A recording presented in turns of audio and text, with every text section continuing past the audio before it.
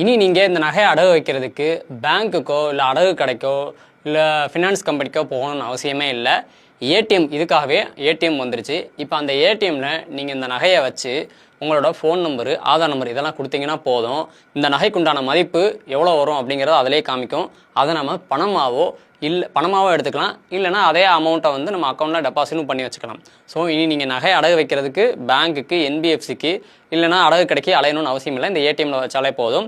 இது இப்போதைக்கு ராமநாதபுரம் மாவட்டம் பரகங்குடியில் இருக்கிற சென்ட்ரல் பேங்க் ஆஃப் இந்தியா பிரான்ச்சில் கொண்டு வந்திருக்காங்க. கூடிய சீக்கிரம் எல்லா பேங்க்லையும் எல்லா பிரான்ச்லையும் கொண்டு வருவாங்க அப்படின்னு சொல்லி நம்பலாம்.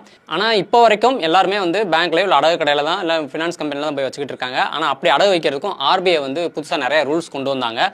இனி ஆர்பிஐ என்ன ரூல்ஸ் போட்டாலும் நமக்கு கவலையே இல்லை. ஏன்னா நகையை அடகு வச்சு சேஃபாக அடகு வச்சு நம்ம லோன் கட்டலைனாலுமே கூட அந்த நகையை பாதுகாப்பாக மீட்டெடுக்கிறதுக்கு நிறைய வழிகள் இருக்குது.